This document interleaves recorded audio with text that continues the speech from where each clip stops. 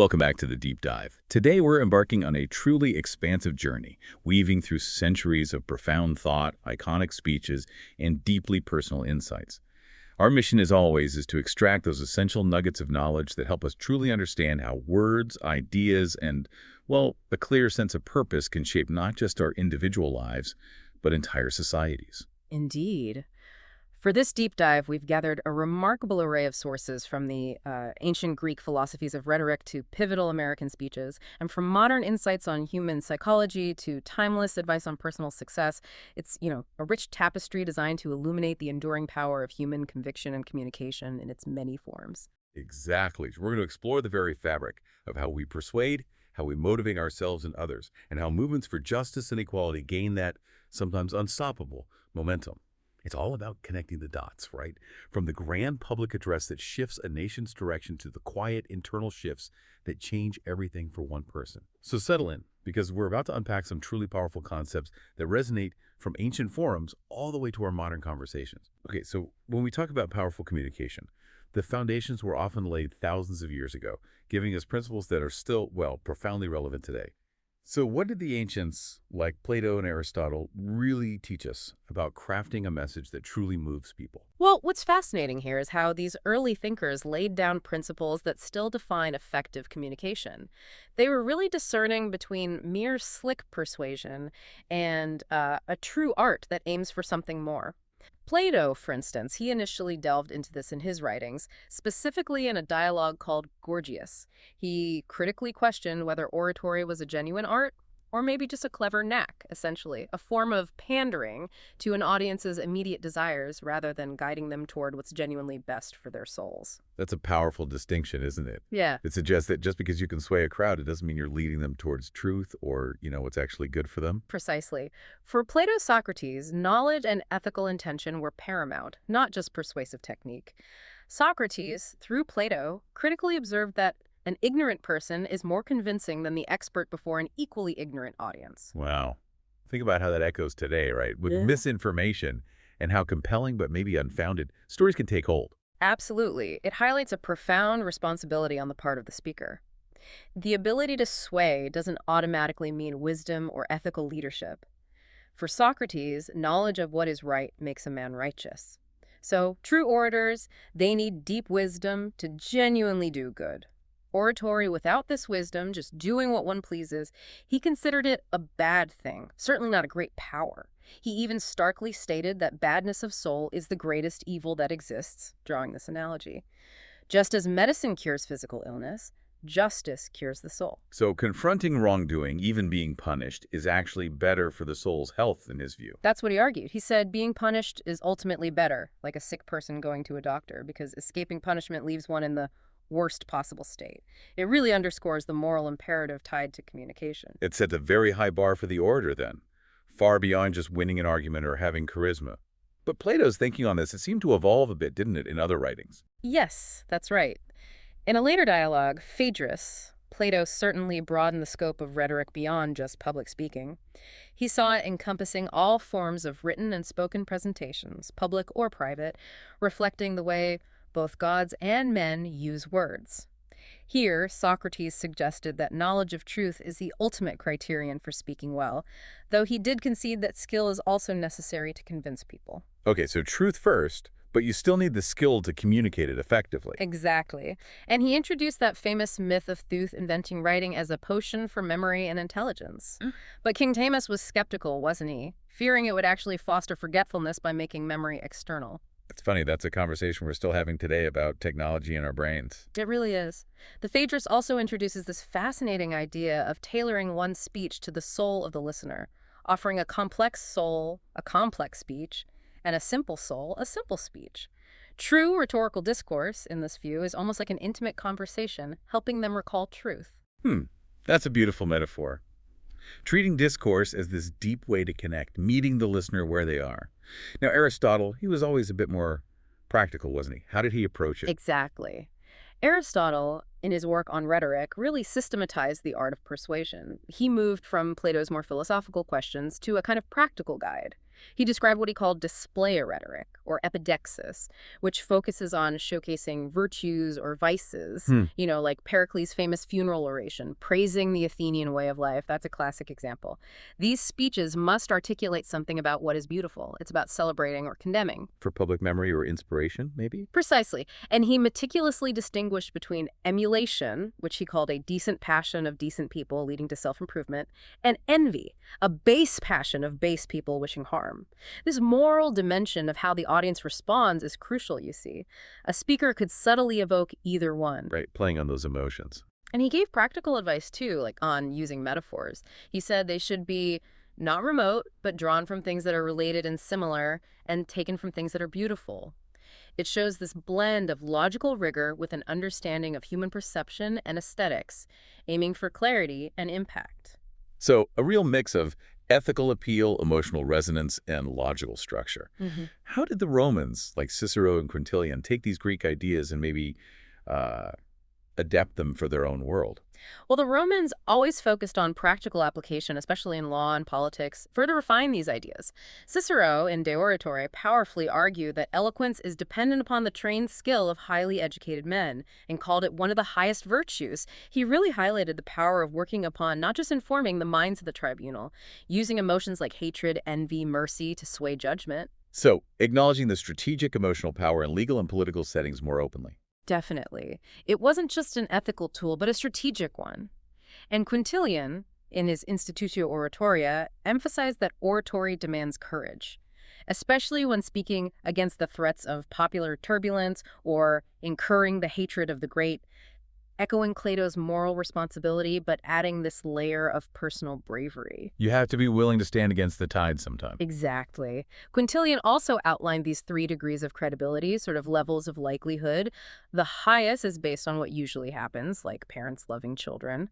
Then, highly probable, like a healthy person living till tomorrow. And finally, nothing absolutely against an assumption, like a theft maybe being done by someone in the household. And a practical framework for assessing arguments. Right. And crucially, Quintilian stressed that an orator must make himself thoroughly acquainted with the case. Know your stuff, basically. And he warned that too much care for our words, being too polished, can actually weaken the impression of emotional sincerity.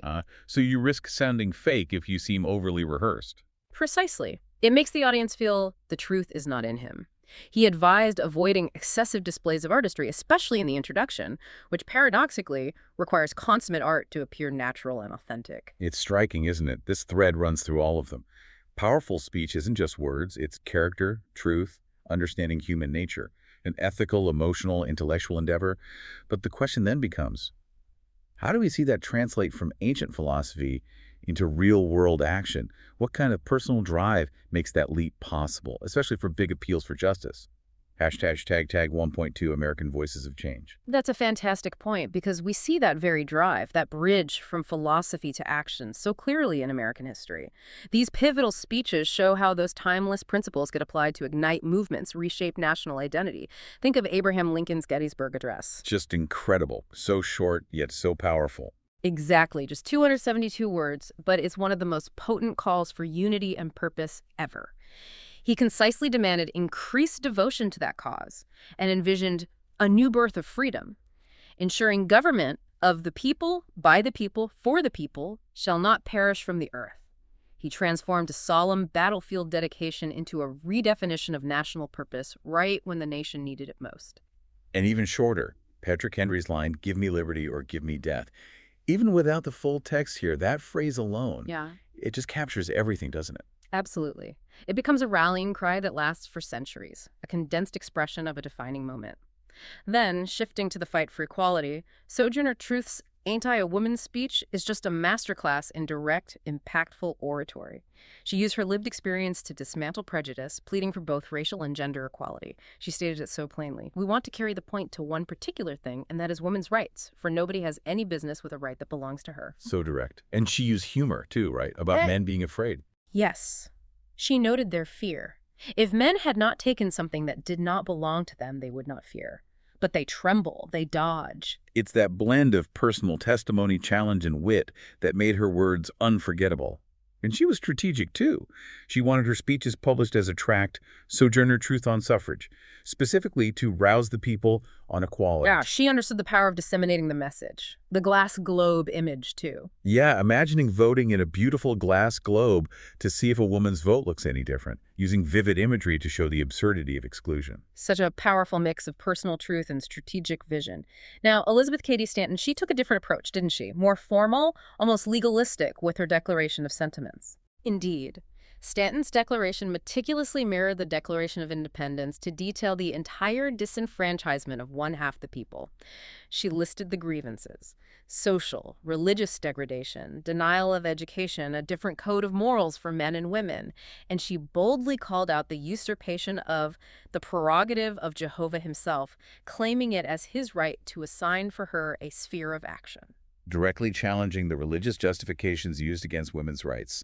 That took guts. Absolutely. The Declaration anticipated misconception, misrepresentation, and ridicule, but vowed to use every instrumentality within our power: listing agents, tracts, petitioning, enlisting the pulpit and the press, a comprehensive strategy for change. It's interesting to see this against the backdrop of other changes. That source, Great Speeches by American Women, gives some important context, right, about the motivations behind some shifts. Yes, it does. Professor Walker pointed out that denying women political rights was the exact definition of political slavery, if applied to men, a powerful reframing using the language of the abolitionist movement. And crucially, the source notes that abolishing slavery and enfranchising black men weren't just about high overshadowing moral conviction. Oh. What else was involved? They were also viewed as military necessity during the Civil War and political necessity afterward. It highlights the complex, often pragmatic side of social progress. Ideals often need to align with practical needs or strategic moments. That's a really important dose of realism. Change isn't always pure idealism winning out. Right. And women face that band of steel on society about their sphere being only at home. But then industrial machinery changed things. Suddenly there was a need for new occupations outside the home, which challenged the idea that it was to fly in the face of providence to unsex women. Economics forced a shift. So societal changes, like technology, can create cracks in those old norms. The Ted Turner quote you mentioned captures that shift, too. Yeah, men, we had our chance and we blew it. We have to turn it over to women now. It reflects a growing sentiment, maybe a recognition that new perspectives were needed. And speaking of long-game change within established systems, Ruth Bader Ginsburg's work in the judiciary offers another model, doesn't it? Definitely. RBG's judicial eloquence shows a sustained, strategic approach. She constantly highlighted the principle of perfect equality, quoting Mill, making it her guiding star. She described the Supreme Court engaging in a dialogue with the political branches, writing modestly, without grand philosophy. But by doing so, the court was propelling and reinforcing legislative and executive branch reexamination of sex-based classifications. So incremental change, patiently chipping away at discriminatory laws. Exactly. Yeah. Rather than huge pronouncements that might be resisted. She even spoke about how an impressive dissent could make the majority refine their opinion, like in the United States v. Virginia case. Even disagreement could shape the outcome. Right. It fits Justice Jackson's quote: "We are not final because we are infallible, but we are infallible only because we are final." A pragmatic view of the court's power. These American examples, they just show how rhetoric and persistent advocacy, whether grand speeches or careful legal work, translate ideals into progress, often against the odds. Hashtag 1.3, the craft of powerful communication. Okay, so bringing these lessons maybe closer to our own lives. Yeah. What does this all mean for making our messages impactful? Whether it's a presentation, an email, or just a conversation, what are the key elements of that craft? Well, it really seems to boil down to combining that clarity of purpose we talked about with authenticity and a deep understanding of your audience. Much like the ancients advised, Les Brown, the motivational speaker, he really emphasized the power of the spoken word and the importance of developing our vocabularies. Yeah. He recalled being told, "Open your mouth and you tell the world who you are." Our words immediately signal things about us, right? Your education, your perspective. Yeah, exactly. It's not just about big words, but the right words. And he linked this directly to purpose. Hold on to a vision of who you want to be and where you want to go. If you're clear on your why, your words carry that weight. That's a great point. Communication reflects our inner direction. Hmm. How does Tony Robbins build on that, especially for like interpersonal influence? Robbins focuses a lot on personal development and influence. He highlighted the importance of congruency in our expressions and actions, meaning your inside has to match your outside for real impact. If your words say one thing but your body language screams another, the message gets lost. People pick up on that disconnect. For sure. He even talks about mirroring the physiology of successful people to build rapport. Subtly matching someone's energy or posture can create, a subconscious connection. But fundamentally, he stressed flexibility in communication, adapting to the other person's map of the world, their way of seeing things. If one approach isn't working, don't just shout loud or change your strategy. That sounds much more like building bridges than just broadcasting a message. And Simon Sinek, his start with why, that takes purpose to an even deeper level, right? Oh, absolutely. The Sinek's core message is incredibly powerful. People don't buy what you do. They buy why you do it. And this isn't just for business. It's for everything. Inspiring loyalty, building movements. He says clarity of WHY, ironically, is not the hard part. It is the discipline to trust one's gut, to stay true to one's purpose, cause, or beliefs. So the challenge isn't figuring out the why, but sticking to it. Exactly. Having the courage and consistency to live it and communicate it. He noted that every company, organization, or group with the ability to inspire starts with a person or small group inspired to do something bigger than themselves. That why provides the emotional core, the shared belief that really moves people. It's the difference between a job and a mission. Finding that core belief. Now, Kurt Vonnegut, famous for his simple, direct style, he also had some advice on communication, didn't he? Very grounded advice. Yeah. Vonnegut, his whole style underscored being direct and sincere. In his graduation speeches, he distilled it down to 3 key messages. Thank you, I am truly sorry, and we love you. Simple, but profound, right? He contrasted this with a culture that might just weep and raise hell on the Oprah Winfrey Show, suggesting a need for genuine, heartfelt communication over performative emotion. Back to basics, in a way. Totally. His advice reinforces that even the most powerful communication needs to be human, honest, kind.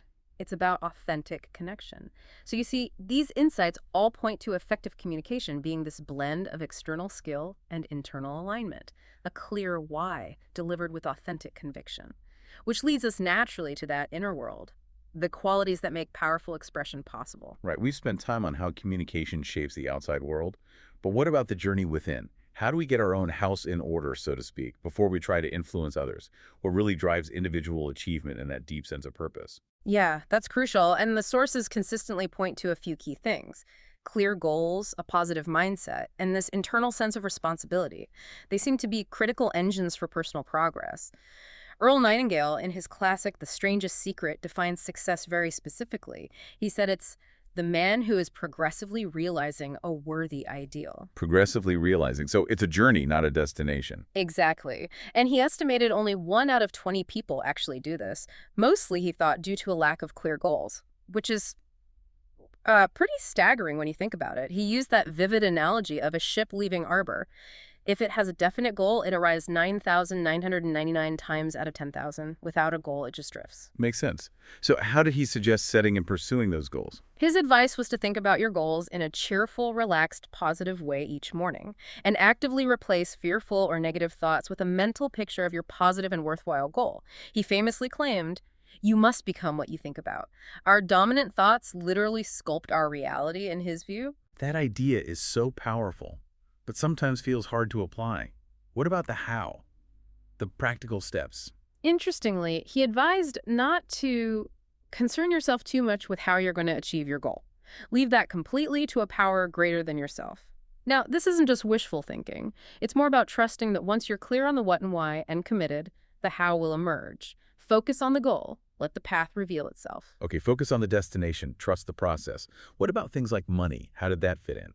He made a really crucial distinction there. He said, our financial return will be in direct proposition to our service, and making money is the result of success. Success is in direct proportion to our service, not the other way around. So, add value first, and success, including financial, follows. That was his argument. Flips the script. And he saw the brain as this incredible resource, that bottomless, richest of all minds, a gold mine between your ears. He thought creative thinking was our highest function, encouraging quantity of ideas first, believing quality is inevitable. And he famously said, everything in the world remains to be done or done over, highlighting endless possibility. Wow, that's an incredibly optimistic and empowering view. Now, Russell H. Conwell's Acres of Diamonds also talks about opportunity, but with a different angle, right? About being closer than we think. Exactly. Conwell's central idea is that in this country of ours, every man has the opportunity to make more himself than he does in his own environment, with his own skill, with his own energy, and with his own friends. He told their famous story of the mining engineer who literally sat right on that silver to make the bargain, selling his farm, and went off searching for wealth elsewhere. Huh. Looking everywhere but right under his feet. I think we all do that sometimes. We do. Conwell highlighted how often we overlook local opportunities because we think success is out there. He even provocatively said the country is not run by votes. It is governed by influence, and that it's all wrong to be poor anyhow. It emphasizes personal agency, seeing potential right where you are, and using initiative to create value. Look inward and around you first. It's a call to action right in our own backyard. Les Brown also stresses vision in action, especially when facing those internal doubts, that negative self-talk. Yeah, Les Brown in Live Your Dreams really hammered home holding on to that vision of who you want to be and what you want to leave behind. That future focus pulls you forward. And he urged action despite those negative inner conversations, you know, the voice saying you don't have the time or the money or the training, all those excuses we make. The internal saboteurs. Exactly. He used that analogy of the frog in the milk bottle. One apparently cursed his luck, gave up and died. The other presumably kept kicking until the milk turned to butter and climbed out. Persistence makes its own escape route. That's the idea. He advised taking charge of emotions, expecting things to get better, and crucially, to reinterpret the past so that things that have been a burden actually empower you. Reframing failures as lessons. Turning burdens into fuel. That's powerful. And Tony Robbins, in Unlimited Power, he also digs deep into our belief systems, right? How they define everything. Robbins really emphasized how crucial belief systems are. They act like filters, shaping what we perceive and what we think is possible. He introduced NLP, neuro-linguistic programming, and this concept of modeling, basically studying successful people, not just what they do, but their beliefs, their physiology, how they think to replicate their results. Like reverse engineering success. Kind of, yeah. Breaking down excellence into repeatable steps. And he promoted that empowering idea. There are no failures, only results. Setbacks are just feedback for trying a new strategy. He underlined that believing that we are responsible for our experiences allows us to take control, shifting from victim to agent. Taking ownership. Right, and he advocated for really specific goal setting. Make them positive, engage all senses, ensure they're self-initiated, and check they're ecologically sound, good for you and others. A very comprehensive approach. It sounds very active, almost like designing your success. What about Zig Ziglar? His focus on self-image seems key, too. Zig Ziglar, in CEO at the Top, definitely highlighted the importance of a healthy self-image. He noted a poor self-image leads to a breakdown of motivation, that I don't care attitude.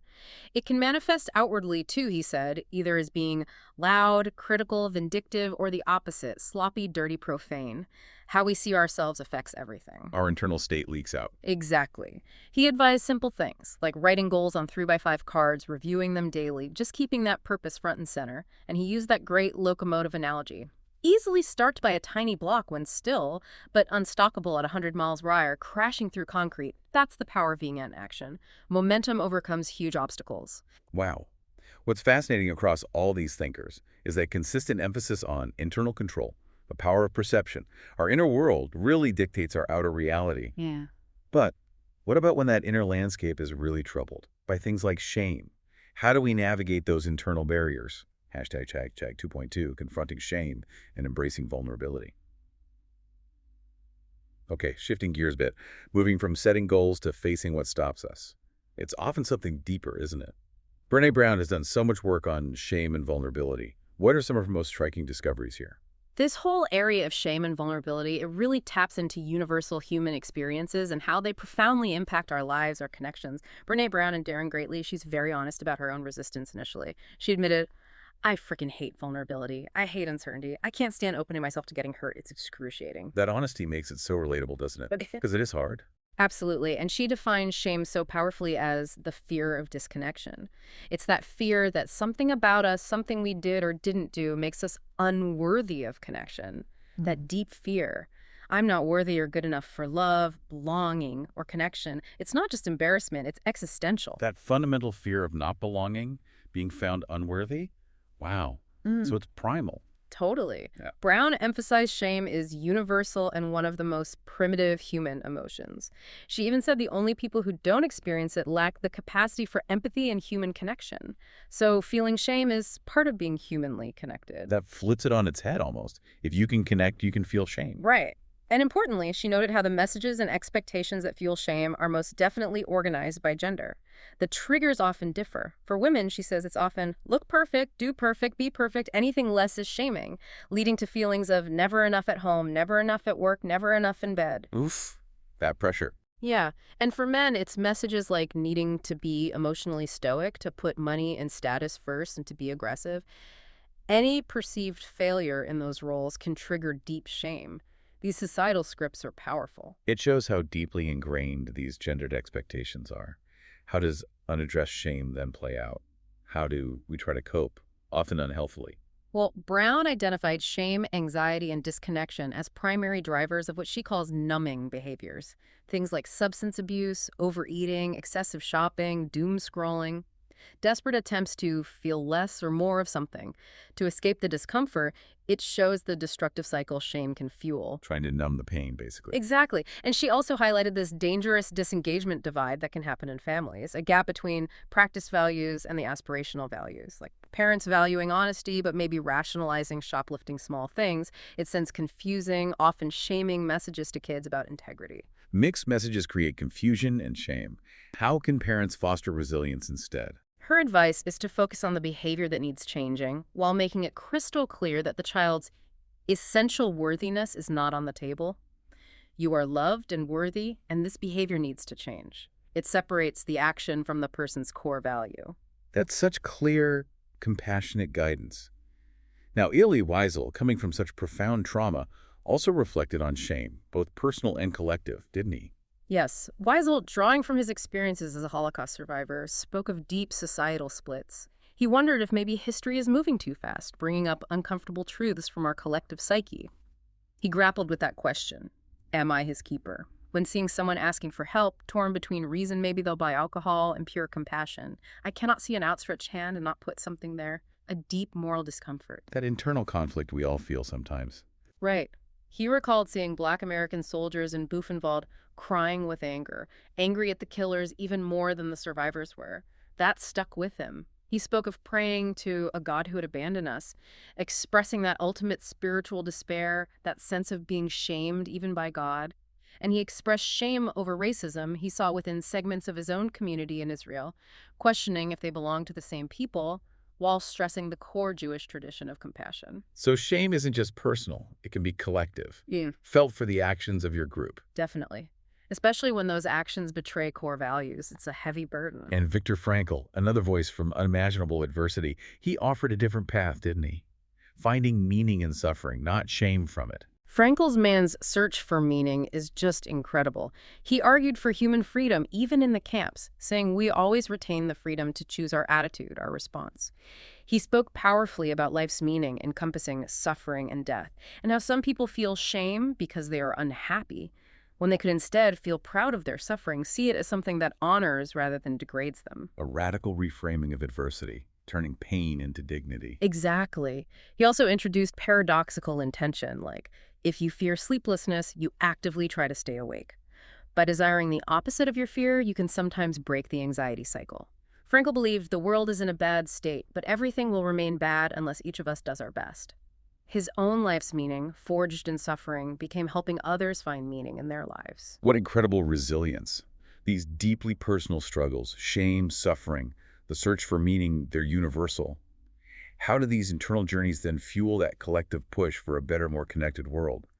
Hashtag 2.3, finding meaning in adversity and connection. Well, it seems to come down to cultivating that resilient spirit, fostering kindness, and really understanding that our shared humanity, our connection, is our greatest strength. It's how we forge meaning out of life's chaos. Seneca, the Stoic philosopher, he observed that most men ebb and flow in wretchedness between the fear of death and the hardships of life. They are unwilling to live, and yet they do not know how to die. Feeling stuck, basically. Yeah, his advice was to make life as a whole agreeable to yourself by banishing all worry about it, and to encourage and toughen your spirit against the mishaps. Not avoiding pain, but building mental fortitude to face it. For Seneca, the act of dying is equal in all, and virtue makes all the things that it acknowledges equal to one another. Our internal state, our character, that's what matters more than external circumstances. Our inner qualities define our real worth. That's the Stoic view. He urged rigorous self-reflection. Whether I am merely declaiming brave sentiments or whether I really feel them.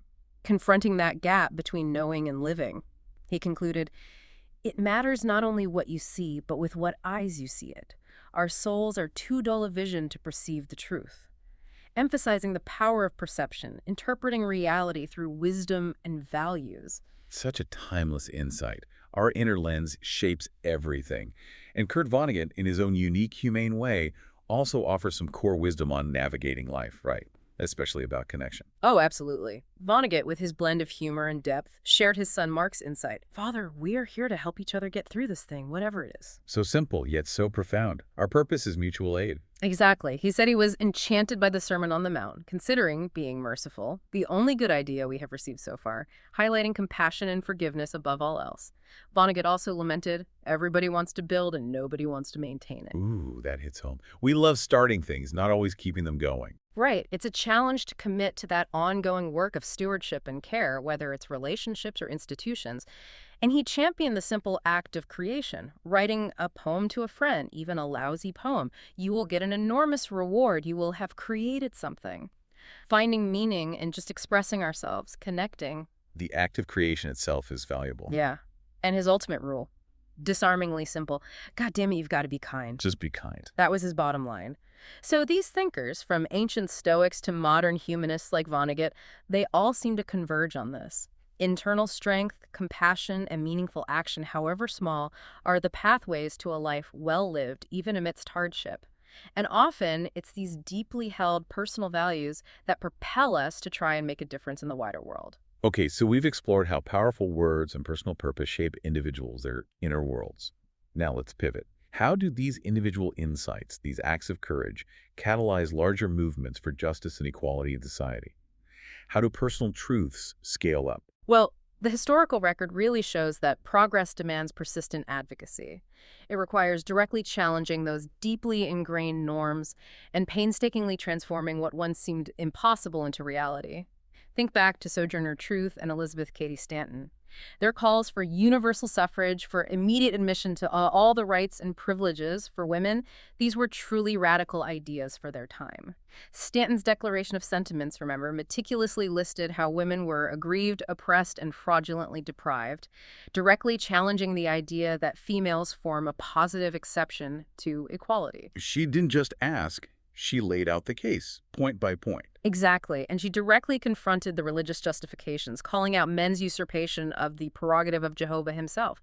An incredibly bold appeal to a higher moral authority to expose the injustice. They pushed hard against the status quo, anticipating the pushback, but standing firm. Absolutely. The Declaration foresaw misconception, misrepresentation, and ridicule, yet committed to using every instrumentality, every tool available: agents, tracts, lobbying, the press, a full court press for change. And that source, Great Speeches by American Women, gives that important nuance again, reminding us that even huge steps like abolishing slavery or enfranchising black men weren't solely driven by pure moral conviction. Right. You mentioned the pragmatic side, military necessity, political necessity. Yes, it shows that moral arguments often need to align with strategic opportunities or practical needs to gain real traction. Change is complex. It's rarely just one thing.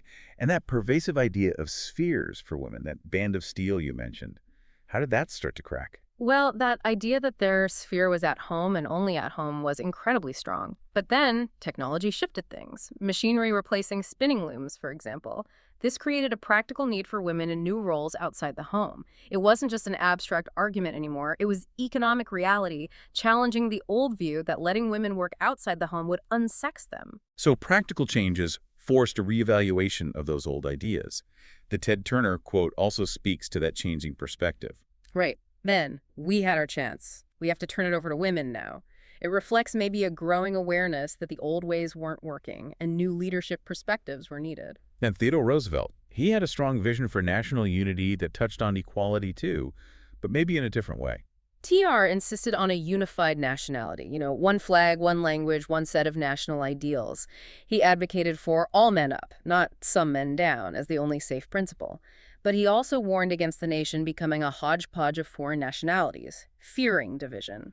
His focus was on assimilation and shared ideals as the bedrock for equality and national strength. A vision of unity, but with clear expectations about what that unity looked like. Exactly, reflecting the anxieties of his era about immigration and cohesion. And then looking at a more modern legal approach, RBG's work offers yet another model, incremental, persistent change from within the system. Right, that dialogue with the other branches of government. Yeah. Her contributions to constitutional equality principle as applied to gender distinctions showed how sustained strategic legal work can powerfully advance rights. Modest rulings, propelling and reinforcing re-examination of sex-based classifications, like carefully placed dominoes, nudging the system forward rather than trying to knock it all down at once. Patiently dismantling discrimination step by step. Exactly. And all these historical struggles, they really highlight the ongoing challenge, don't they? Truly embodying equality isn't just about laws. It's about culture, attitudes. It's work that's never really finished up. Hashtag tag 3.2, the role of influence and collective action. So seeing how individual efforts ripple outwards, let's dig into how influence actually works in society. What gives collective action the power to drive real, lasting change? Well, influence isn't always about formal power, like holding office. Often it's about inspiring a shared purpose, mobilizing people to act, sometimes even for people they don't know. Russell H. Conwell, back in Acres of Diamonds, was blunt about it. This country is not run by votes, it is governed by influence. He argued just casting one vote isn't enough. You need to control more than one vote, meaning persuade, rally, build networks to have real practical influence. The levers of power are broader than just elections. It's about the network, the persuasion. But there's a real danger there too, isn't there? Influence can be misused. Oh, absolutely. Plato, way back in Gorgias, warned about precisely that. Orators who just gratify the citizens, sacrificing the public interest to their own personal success, treating the assemblies like children. Pandering versus leading. Exactly. True leadership, for Socrates, aimed at the citizens' well-being, cultivating order and proportion in their souls, not just feeding their immediate desires. That ethical dimension is still so critical. And Simon Sinek's "Start with Why" reinforces this. People are truly inspired when a cause feels bigger than themselves, tapping into shared purpose. He used that Walmart example. Sam Walton built it on service as a higher cause, but after he died, Sinek says that why was getting fuzzier and fuzzier, losing inspiration, impacting the culture. That shows how vital it is to keep that core purpose alive and clear. What about the power of people acting for strangers, for those who can't repay them? Yeah, that essay, "The World is Waiting for You," highlights something profound. Millions of people are working on behalf of strangers. Yeah. It traces this back to the abolitionists, the first people to create a national and global movement to defend the rights of those they did not know. Which must have seemed crazy at the time. It says they were met with incredulity and ridicule, because enslaving others was just what humans had done. But they organized to help people they'd never meet, from whom they'd get no direct benefit. That principle of selfless advocacy, that radical altruism, it underpins so much of civil society today, nonprofits, justice movements. It's empathy mobilized. A truly inspiring origin for modern activism. Yeah.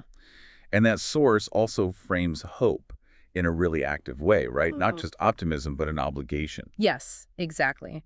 It describes hope not as naive, but as a moral obligation. It's a human obligation, an obligation to the cells in your body. It says, do what needs to be done and check to see if it was impossible only after you are done. Act first, assess difficulty later. Don't let the odds paralyze you. Wow, like that rabbinical teaching. Plant the tree even if the world is ending. Precisely. First plant a tree and then see if the story is true. It's a profound call to keep creating, keep contributing, even in despair. And Kurt Vonnegut chimed in, too, on the need for checks on power. He emphasized needing a powerful private organization to compel those who govern us to not violate the Bill of Rights. Constant vigilance, organized collective action to safeguard liberty. Rights aren't just given, they have to be constantly defended. It raises big questions, doesn't it? What's the real measure of societal progress? Who's responsible for driving it? And how do we ensure collective efforts truly aim for the greater good, not just self-interest or short-term wins? Yeah. Hashtag tag 3.3 lessons for modern leadership and community. Well, it seems to boil down to aligning our actions with our values, fostering genuine connections, and constantly striving to make things better, starting right where we are.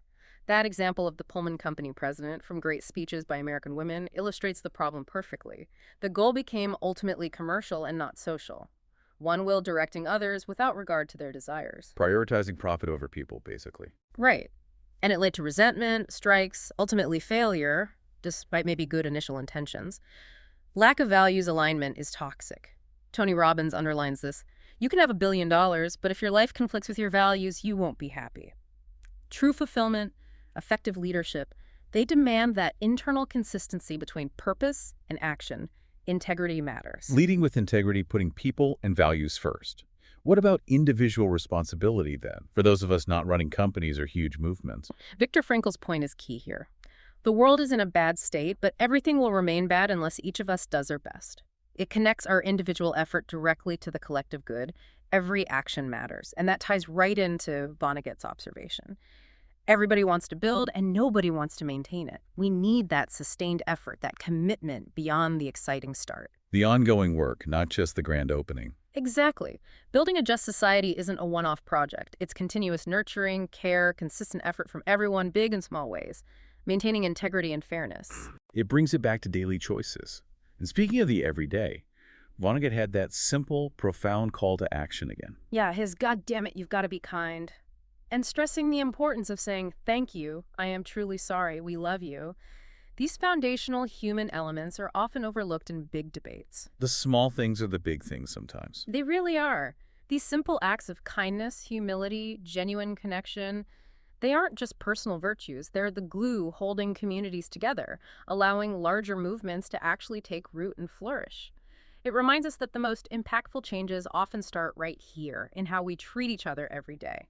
Building trust, building empathy, one interaction at a time. The deeper we dive, the more we see it. Society's well-being is totally linked to individual integrity, clarity of purpose, and our willingness to connect and act with empathy and sustained effort. Hashtag tag outro. Wow, what an incredible journey we've taken today. We've spanned centuries, from ancient philosophers laying the groundwork for powerful oratory, to pivotal speeches shaping history, and then diving deep into the inner landscape of purpose, shame, vulnerability, and individual resolve. And we've connected those deeply personal truths to the broader societal movements, haven't we? Understanding that real influence often comes from inspiring that shared why, and that collective action, sometimes starting with just the courage to help strangers, can genuinely reshape the world. It really makes you think about the choices we make every single day. Our words, our mindset, our actions, they all add up, contributing to the larger picture of the world we're co-creating. Indeed.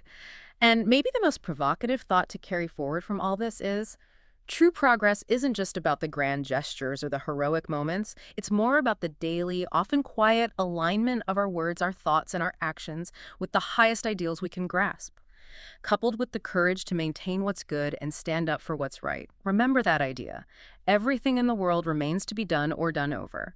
The question then becomes, for you listening, what will you choose to do?